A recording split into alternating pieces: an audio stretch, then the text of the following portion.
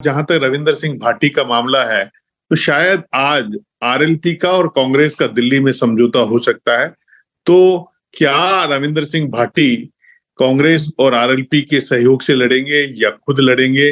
लेकिन ये निश्चित रूप से जिस तरीके से माइनॉरिटी और लोगों ने उनका स्वागत किया है, वो इम्पोर्टेंट है। लेकिन जो सबसे अहम चीज है कि वोट कैसे आए। अब जयपुर ग्रामीण का भी मामला आप कह रहे हैं, सूची किसकी होगी, गर्मा गया है। क्योंकि कल मनीष यादव जो एमएलए हैं शाहपुरा से, उन्होंने सचिन पायलट को यादव समाज के सामूहिक विवाह समारोह में शामिल कराया। लेकिन आप सबसे इंपॉर्टेंट चीज देखिए कि जब कांग्रेस अलवर से ललित यादव को टिकट दे चुकी है, तो उससे जुड़ी हुई जयपुर ग्रामीण है, उसमें मनीष यादव कोशिश कर रहे हैं, तो यादव यादव हो जाएंगे तो जाट और अदर कौम नाराज हो जाएगी। उसमें वहां पर अनिल चोपड़ा का नाम बहुत तेजी से चल रहा है। जयपुर ग्रामीण से 3 नाम गए हैं सीईसी की सूची में। अब किस पर मोहर लगती है, लेकिन अनिल चोपड़ा वो जो बता रहे हैं कि जो अंदर से खबरें आ रही है कि जितने भी बूथ हैं उन बूथों पर 2-2 आदमी उन्होंने अपॉइंट कर लिया। अब कितना जीतते हैं कितना हारते हैं, लेकिन जो मोदी मैजिक चल रहा है उसकी काट अभी समझ में नहीं आ रही है। क्योंकि जो चुनाव पूर्व के जो सर्वे आ रहे हैं उनमें तमाम सर्वों में रिपोर्ट आ रही है कि राम मंदिर का जो मुद्दा है वो राष्ट्रीय स्वाभिमान और अस्मिता का लोग मान रहे हैं, और 500 साल में वो पूरा हुआ है। तो ऐसे में अब जयपुर शहर से भी कांग्रेस एक नया प्रयोग करने जा रही है कि भैरव सिंह शेखावत जो भाजपा के दिग्गज नेता रहे हैं, उनकी फैमिली में से किसी को प्रत्याशी बनाने की सोच रही है। हालांकि कांग्रेस पहले भी प्रताप सिंह खाचरियावास को लड़ाकर यह प्रयोग कर चुकी है।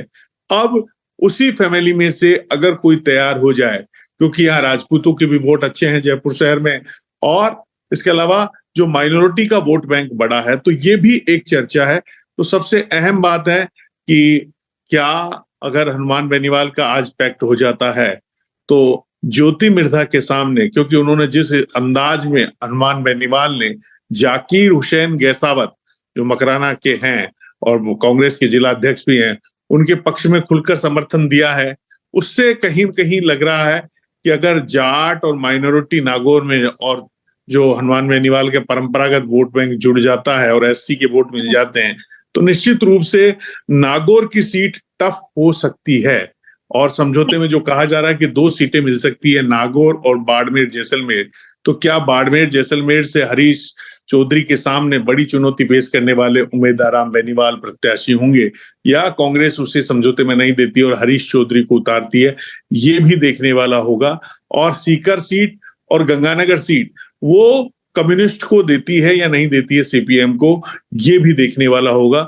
लेकिन निश्चित रूप से कांग्रेस को और अशोक गहलोत को सबसे बड़ी चिंता है कि कैसे भी वैभव गहलोत जीत जाए चुनाव, क्योंकि जोधपुर से तो बेदखल कर ही दिया है। जो कहते हैं कि जिस तरीके से अशोक गहलोत ने सचिन पायलट को राजस्थान से देश निकाला देके छत्तीसगढ़ भेज दिया, और सचिन पायलट ने अशोक गहलोत को बेटे को जोधपुर से देश निकाला देकर जालौर सिरोही भेज दिया। तो ये तमाम चीजों का फैसला अब होने वाला है।